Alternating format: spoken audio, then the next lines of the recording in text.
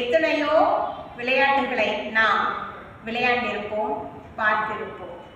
ஆனால் பரமபத விளையாட்டு என்ற ஒரு விளையாட்டு இருக்கிறது. அவற்றை பற்றி தான் நாம் தெரிந்து கொள்ளப் போகிறோம். இன்று வைகுண்ட ஏகாதசி நாள், மார்கழி மாதம் 26ஆம் தேதி. அதாவது வைகுண்ட ஏகாதசி ஒரு சிறப்பாக கொண்டாடப்படுகிறது. வருடத்திலே 24 ஏகாதசிகள் வருகின்றன. சில சமயம் ஒரு ஏகாதசி கூடியும் வரும். ஆனால் மார்கழியில் வரக்கூடிய சுக்லபட்ச திதியில் வரக்கூடிய ஏகாதசியை தான் நாம் வைகுண்ட ஏகாதசியாக கொண்டாடுகிறோம். ஏன்? அதற்கு என்ன சிறப்பு என்று கேட்டால், மோட்சத்திற்கான ஏகாதசி, முக்தி அளிக்கக்கூடிய ஏகாதசி, முக்கோடி ஏகாதசி என்றெல்லாம் இவற்றிற்கு பெயர் இருக்கிறது. அது என்ன? முக்தி, மோட்சம், அப்படியா? அதற்கெல்லாம் நாம் என்ன செய்ய வேண்டும் என்று தானே நமக்கு எண்ணம் தோன்றுகிறது. மார்கழி மாதம் என்றாலே மகிமைகள் நிறைந்த மாதம், தெய்வத்திற்குள்ளான மாதம். மரணத்தை வெல்லும் மார்கழி என்றெல்லாம் சொல்லுவார்கள். சூன்ய மாதம் என்று சொல்லுவார்கள். சூன்ய மாதம் என்றால் ஒன்றும் இல்லாதது என்று அர்த்தமில்லை. அனைத்துமே இதிலே அடக்கம். அளவில்லாதது, முடிவில்லாதது என்று பொருள். இந்த மார்கழியில் வேறு ஏதேனும் நமக்கு சிறப்புகள் இருக்கிறதா என்று கேட்டால் நிச்சயமாக இருக்கிறது. என்ன சிறப்புகள் இருக்கின்றன? மார்கழி மாதம் என்றாலே மாதங்களிலே நான் மார்கழி என்று கண்ண பரமாத்மா கீதையிலே சொல்லி இருக்கிறார். வேறு என்ன இருக்கிறது? வியாக்கிர பாரதரும் பதஞ்சலி முனிவரும் காட்சி கொடுத்தது, அதாவது எம்பெருமான் நாட்டியமாடி காட்சி கொடுத்தது இந்த மார்கழி மாதத்தில் தான். பயத்தை போக்கக்கூடிய மகா மிருத்யுஞ்சய ஹோமம் செய்யக்கூடிய சிறந்த மாதமாக மார்கழி விளங்குகிறது. வேறு ஏதேனும் இருக்கிறதா என்று கேட்டால், பெருமானுக்கு வைகுண்ட ஏகாதசி எப்படி சிறப்போ அதுபோன்று சிவனாருக்கு திருவாதுரையும் சிறப்பு. வேறு ஏதேனும் இருக்கிறதா? மார்கழி மாதத்திலே அஷ்டமி திதியிலே சிவாலயத்தை பிரதட்சணம் வருவோருக்கு முக்தி அளிப்பதாக பராசக்தி தாயாருக்கு சிவனே கூறியிருக்கிறார். அப்படிப்பட்ட மகிமை மிகுந்த மாதம் மார்கழி. இன்னும் ஏதேனும் இருக்கிறதா? சேந்தனார், நமக்கு தெரியும் சேந்தனார் வரலாறு. சிவபெருமானே அடியாராக வந்து கலி உண்டு சென்றார். அப்படிப்பட்ட இறைவனையும் தன்னுள்ளே கொண்டு வரக்கூடிய மார்கழி மாதம். எவ்வளவு பக்தி, எவ்வளவு அன்பு இறைவனின் மீது நாம் வைத்துள்ளோமோ இறைவனே நம்மை தேடி வருவார் இந்த மார்கழி மாதம். அப்படிப்பட்ட மகிமை மிகுந்த மாதம். அப்படியா?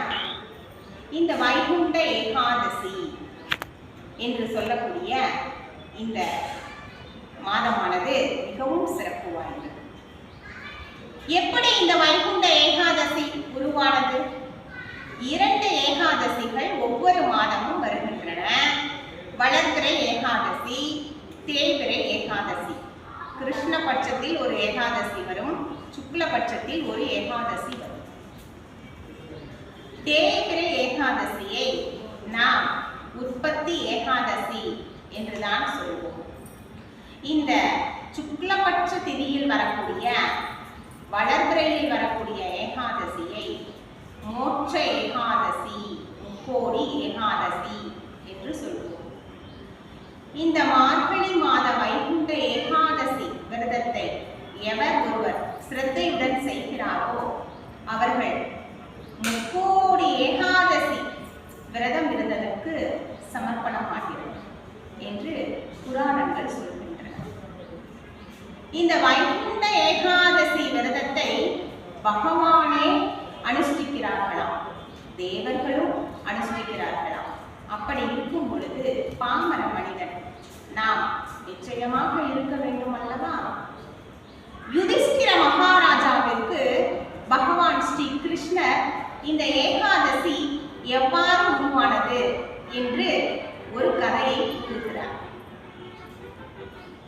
முன்னொரு காலத்திலே முரண் என்ற ஒரு அசுரன் இருந்தான். அந்த அசுரனுக்கு பகவான் அனைத்து வரங்களையும் அளித்து விட்டார். வரங்களை வாங்கிக் கொண்டு இந்த உலகத்திலே அனைத்தும் நான் தான், என்னால் தான் அனைத்துமே செயல்படுகிறது என்று ஒரு ஆணவத்துடன் இருந்தார். சூரியனையும் தன்னுள்ளே கொண்டு வந்தான், சந்திரனையும் தன்னுள்ளே கொண்டு வந்தான், இந்திரனையும் தன்னுள்ளே கொண்டு வந்தான். பஞ்சபூதங்கள் அனைத்திற்கும் அசுரர்களை நியமித்தான். இப்படி சூரியன், சந்திரன், இந்திரன், பஞ்சபூதங்கள் ஒவ்வொன்றையும் தன்னுடைய அசுரர்களை நியமித்து ஒவ்வொன்றாக தன்னுள்ளே கொண்டு வருகிறான். தேவர்களை எல்லாம் அவன் துன்புறுத்துகிறான். என்ன செய்வது? மிகவும் அதிகமாக மழை பொழிவை கொடுக்கிறான். சூரிய வெப்பமாக அதிகமாக சுட்டரிக்கிறது. ஏனென்றால் நான் தான் அனைத்து, யார் என்ன செய்ய முடியும் என்ற எண்ணம் தான் அவனுள்ளே இருந்தது. அப்படி இருக்கும் பொழுது தேவர்கள், முனிவர்கள் மிகவும் சிரமத்திற்கு ஆளானார்கள். என்னென்ன இன்னல் கொடுக்க முடியுமோ அத்தனையும் அந்த முரண் அசுரன் கொடுத்தான். அவங்களால தாங்க முடியல. என்ன செய்வது? ஒன்றும் புரியல. மழை பொழிச்சுக்கிட்டே இருக்கு. அதனாலதான் மாதம் மும்மாரி மழை என்று வைத்தார்கள். தொடர்ந்து 30 நாள் மழை பெய்தால் நம்மால் என்ன செய்ய இயலும்? அல்லது தொடர்ந்து மழை பெய்தால் நம்மால் என்ன செய்ய முடியும்? அதனாலதான் மாதம் மும்மாரி மழை பெய்தல் என்று சொன்னார்கள். மாறி மும்மாரி பெய்தல். 10 நாட்களிலே 9 நாட்கள் கடுமையான வெயில், அதிலே 10வது நாளாக மழை பொழிய வேண்டும். மீண்டும் அடுத்த 10 நாட்களிலே 9 நாட்கள் வெயில், அதற்கு அடுத்த 10வது நாள் மழை. மீண்டும் அடுத்த 9 நாள் வெயில், 10வது நாளாக மழை. இப்படி வெப்பமும் குளிர்ச்சியும் சரி சமனாக இருக்க வேண்டும் என்பதற்காகத்தானே மும்மாரி மழை பொழிந்தது. 27 நாட்கள் தொடர்ச்சியாக வெயில் அடித்து கடைசி 3 நாட்கள் நல்ல மழை பொழியுது. என்ன செய்ய முடியும்? ஆக அந்த வெப்பமும் அந்த குளிர்ச்சியும் சரிசமனாக நமக்கு கிடைக்க வேண்டும். அப்போதுதான் மழை வளம் செழிக்கும், பூமி பயிர்கள் எல்லாம் நன்றாக வளரும், பசு பால் சுரக்கும், மற்ற எல்லா செல்வங்களும் நமக்கு கிடைக்கும். இதுதானே விதி. இதற்கு விதிக்கு மாறாக சதா காலமும் மழையை பொழிவிக்கிறான். நினைத்தால் வெப்பத்தை அதிகமாக கொடுக்கிறான். என்ன செய்வதுனே தெரியல. தேவர்கள், முனிவர்கள் அனைவரும் ஒன்று கூடி நாம என்ன செய்யலாம் என்று முடிவு செய்யலாம். எல்லாத்துக்கும் பகவான் தானே என்று சிவன் கிட்ட போறான். சிவபெருமான் கிட்ட போயிட்டு இந்த முரண் என்ற அசுரன், பகவானே, முரண் என்ற அசுரன் படுக்கிற பாடு கொஞ்சம் நஞ்சம் இல்லை. பஞ்சபூதங்கள் அனைத்தையும் தன்வசப்படுத்தி விட்டான்.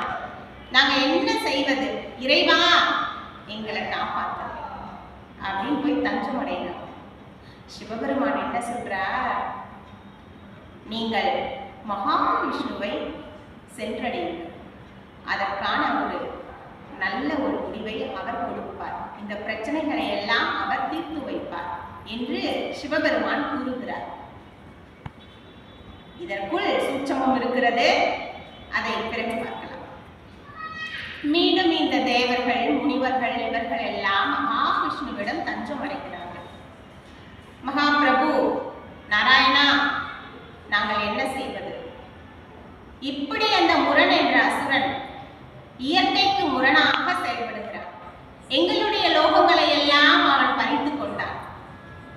இயற்கைக்கு மாறாக செயல்படுகிறான் இறைவா என்று போய் சொல்றான்.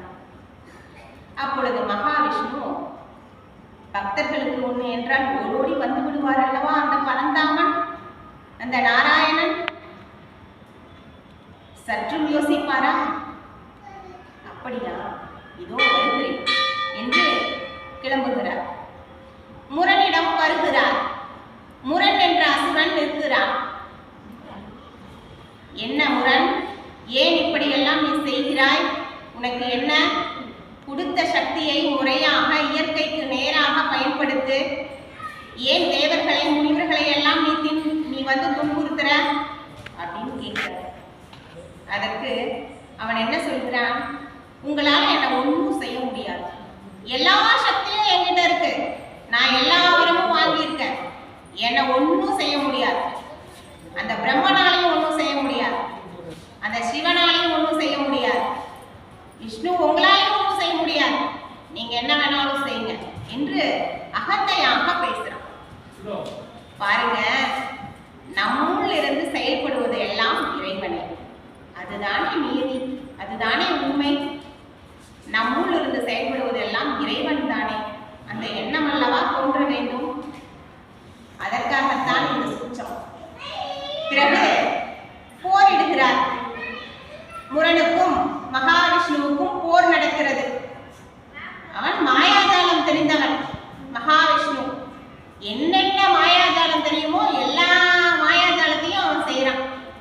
மகாவிஷ்ணு அதற்கு சளைத்தவர் இல்லை. மல்யுத்தம்லாம் பண்றாரு, ஒன்றும் பண்ண முடியல. ஏன்னா யாராலையும் எதுவும் அவனை பண்ண முடியாது. ஒரு பெண்ணால் மட்டும்தான் அவனை அழிக்க முடியும் அப்படின்ற ஒரு வாரம் அவன் வாங்கியிருக்கான். வேறு யாராலையும் அவனை ஒன்றும் செய்ய முடியாது. பார்க்கிறாரு, போர் செஞ்சுக்கிட்டே இருக்காரு, ஒன்றும் முடியல. 1000 தேவ வருடம் இந்த போர் நடக்கிறது. எத்தனை வருடம்? 1000 தேவ வருடம். நமக்கெல்லாம் ஒரு வருடம் என்பது தேவர்களுக்கு ஒரு நாள் தான். அப்ப மானிட வருடம் ஒரு வருடம், தேவ வருடம் ஒரு நாள். அப்போ கணக்கு பாருங்க, கிட்டத்தட்ட 3 வருடங்கள். 1000 தேவ வருடம் போர் செய்கிறாரு. மகாவிஷ்ணுவும் முரண் என்ற அசுரனும் என்ன பண்றது? அவரே களைப்படைச்சிட்டாரு. என்னவா பண்றது? வரத்தையும் கொடுத்தாச்சு, இவரை ஒன்றும் செய்ய முடியலையே, ரொம்ப களைப்படைஞ்சிட்டார். ஹிமாவதி என்ற ஒரு குகைக்கு போறார்.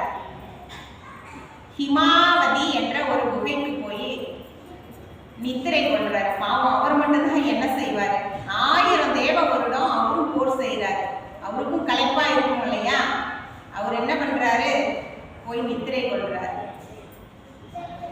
28 கஜ நீளம் கொண்ட அந்த துவாரத்தில் உள்ள குகையில போய் அவர் நித்திரை கொள்றார்.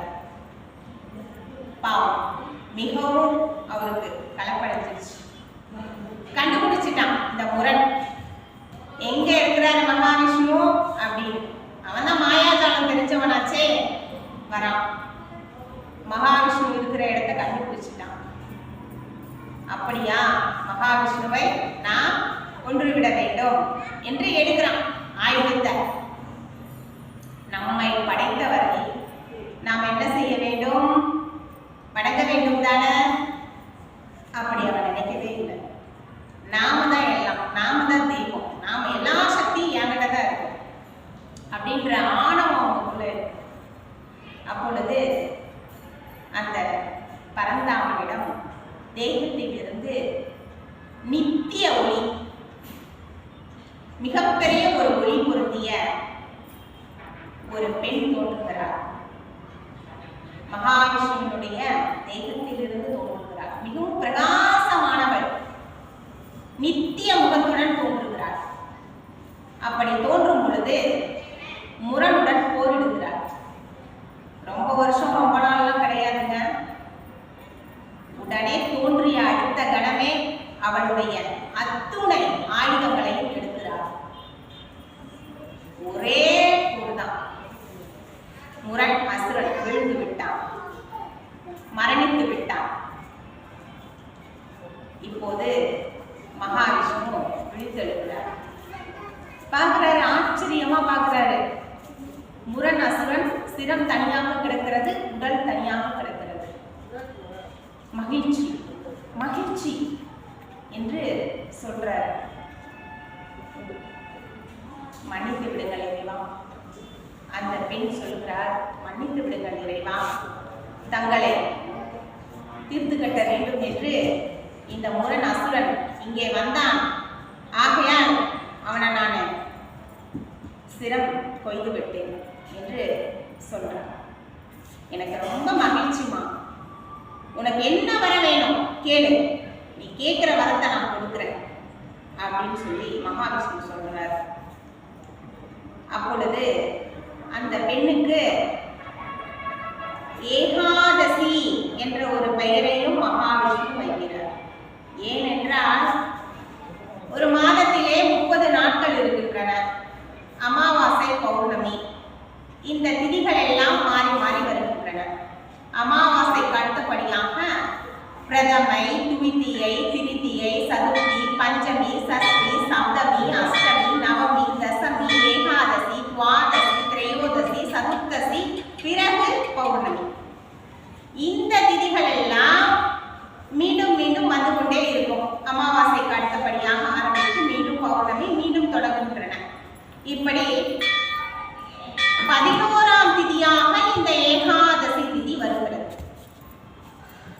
இந்த ஏகாதசி 11ஆம் நாள், 15 திதிகளிலே 11ஆவது திதியாக ஏகாதசி வரும் நாள்.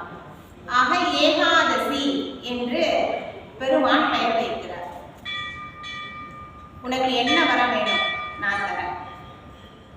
உடனே அந்த ஏகாதசி என்ற பெண் சொல்கிறார், இறைவா,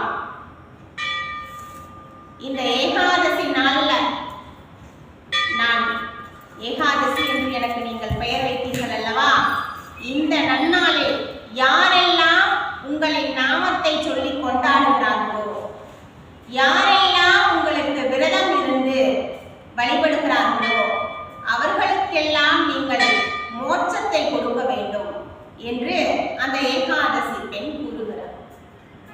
அப்படியே ஆகட்டும் என்று பெருமான் சொல்கிறார். அன்று முதல் இன்று வரை இந்த ஏகாதசி மார்கழி மாதம் வரக்கூடிய, வளர்பிறையில் வரக்கூடிய, சுக்லபட்சத்தில் வரக்கூடிய இந்த ஏகாதசியில் ஜலவிரதம், நீர் கூட அருந்தக்கூடாது. எவர் ஒருவர் மிகவும் சிரத்தையுடன் இந்த விரதத்தை கடைபிடித்து இறைவனை வழிபாடு செய்கிறார்களோ அவர்களுக்கு நிச்சயமாக மோட்சத்தை தருகிறேன் என்று இறைவன் தன்னுடைய பரமபத வாசலை திறந்து வைத்து காத்திருக்கிறார். இது ஒரு வகையான கதை. யுதிஷ்டிர மகாராஜாவிற்கு பகவான் ஸ்ரீ கிருஷ்ணர் கூறிய ஒரு கதை. அடுத்ததாக இன்னொரு கதையும் சொல்லப்படுகிறது. இது தேய்பிரையில் வரக்கூடிய ஒரு கதை ஏகாதசி திதியில. இப்பொழுது இன்னொரு கதை வருது. அதாவது நான்முகன் பிரம்மதேவர் அவரிடம் இருந்த மறைகளை எல்லாம் மது கைடவர்கள் என்ற அசுரர்கள் திருடிக்கொண்டு சென்று விடுகிறார்கள். அப்பொழுது மகாவிஷ்ணுவிடம் போய் பிரம்மதேவர் சொல்றாரு, இந்த அசுரர்கள் யாருன்னு தெரியல, நம்முடைய வேதங்களை எல்லாம் எடுத்துட்டு போயிட்டான், என்ன பண்றதுன்னு தெரியல அப்படின்னு சொல்றாரு. அப்போ மகாவிஷ்ணு என்ன செய்யறாரு, மோகினியாகவும் தன்வந்திரியாகவும் எத்தனையோ அவதாரம் எடுத்தார். ஹயக்ரீவராக அவர் போறார், குதிரை முகத்தோடு போறார். ஹயக்ரீவராக போய் அந்த மறைகளை எல்லாம் மீண்டும் எடுத்துட்டு வரார். அப்பொழுது நீங்கள் செய்தது தவறு தானே? மகாவிஷ்ணு கேட்கிறார், இப்படி திருடுவது தவறு தானே என்று சொல்றார். ஆமா பிரபு, நாங்க செஞ்சது தவறு தான், எங்களை மன்னிச்சிடுங்க, நாங்க எப்பவுமே உங்க கூட இருக்கணும் மகாபிரபு, எங்களுக்கு முக்தியை கொடுங்க அப்படின்னு சொல்றார். அசுரனாக இருந்தாலும் அவனுக்கு முக்தியை தர வேண்டும் என்று மகாபிரபு அப்படியே ஆகட்டும் என்று சொல்லி வடக்கு வாசல் வழியாக உன்னை நான் என்னுடன் அழைத்து செல்கிறேன், உனக்கு முக்தியை கொடுக்கிறேன் அப்படின்னு சொல்ற வாக்குறுதி கொடுக்கிறார். முதலாவதாக வடக்கு வாசல் வழியாக பரமபத வாசல் என்று சொல்லக்கூடிய சொர்க்கவாசல் வழியாக மகாபிரபு வருகிறார். பிறகு இந்த மது கைடவர்களையும் உடனே அழைத்து வருகிறார். அப்பொழுது அந்த மது கைடவர்கள் இருவரும் மீண்டும் வரம் பெறுகிறார். இந்த நன்னாளிலே எவர் ஒருவர் துளசியை எடுத்து நாராயணா என்று பெயர் சொல்லி சதா காலமும் சிரத்தையுடன் எவர் ஒருவர் வணங்கி இந்த வாசல் வழியாக வருகிறாரோ அவருக்கு நீங்கள் சகல சௌபாகியங்களையும் கொடுக்க வேண்டும் என்று அந்த அசுரர்கள் கேட்டுக்கொள்கிறார்கள். அதனாலதான் இந்த மார்கழி மாத வைகுண்ட ஏகாதசியில இந்த வடக்கு வாசல் வழியாக எவர் ஒருவர் வந்தாலும் சகல சௌபாகியங்களும் அவர்களுக்கு கிடைக்கும். இந்த இரண்டு கதையுமே நமக்கு என்ன சொல்கிறது என்று கேட்டால், முதலாவதாக இதுல வாழ்வியல் தத்துவம் இருக்கு. நமக்கு இந்த கதைகள் எல்லாம் சும்மா செவி வழியா கேட்டு அப்படியே ஏதோ இது ஒரு கதை நடந்திருக்கு அவ்வளவுதான் அப்படின்றதுக்காகலாம் இந்த கதை கிடையாது. அனைத்துமே இறைவன் நடத்தக்கூடிய திருவிளையாடல்கள் தான். ஒரு மனிதன் எப்படியெல்லாம் இருக்க வேண்டும், எப்படி வாழ வேண்டும் என்பதையெல்லாம் இறைவனே நமக்கு வேதத்தின் மூலமாக சொல்லி இருக்கிறார். இந்த நிகழ்ச்சியின் மூலமாக ஒரு வாழ்வியல், இரண்டு வாழ்வியல் தத்துவம் இருக்கு. முதலாவதாக முரண் என்ற கதையிலே சொல்லக்கூடிய வாழ்வியல் தத்துவம் என்ன? நான் என்ற எண்ணம் யாருக்கும் இருக்கக்கூடாது, அனைத்தும் இறைவனே, என்னுள் இருந்து செயல்படுவதெல்லாம் இறைவனே என்ற எண்ணம் முதலில் வர வேண்டும். இரண்டாவதாக மது கைடவர் என்ற இவர்களுடைய கதையிலிருந்து நமக்கான வாழ்வியல் தத்துவங்கள் என்ன என்று கேட்டால், என்னதான் தவறு செஞ்சாலும் மன்னிச்சிருங்க, இனி நான் அந்த தவறை செய்ய மாட்டேன், இதற்கு முன்னால செஞ்சுட்டேன், தெரிந்தோ தெரியாமலோ நான் தவறு இழைத்து விட்டேன், என்னை மன்னித்து அருளுங்கள், மீண்டும் இந்த தவறை நான் செய்ய மாட்டேன் இறைவா என்று இறைவனை சரணாகதி அடைகிறார்கள். அசுரர்களாக இருந்தாலும் மனம் திருந்தி அவர்கள் ஒரு வரம் கேட்கிறார்கள். பாருங்க, இறைவா நான் உங்களோடையே இருந்து விடுகிறேன் என்று கேட்கிறார்கள். ஆக நாம இதுல இருந்து என்ன தெரிஞ்சுக்கிறோம்? நடப்பது எல்லாம் நம்மால் கிடையாது, அனைத்தும் இறைவன் தான். இதற்கு முன்னால நாம என்ன செஞ்சாலும் இனி இந்த நிமிடத்திலிருந்து இந்த தருணத்திலிருந்து இவற்றை நாம் எடுத்துக்கொள்ள வேண்டும், அதன்படி நடந்து செல்ல வேண்டும் என்ற தத்துவம் தான் இவற்றிலிருந்து நாம் தெரிந்து கொள்ள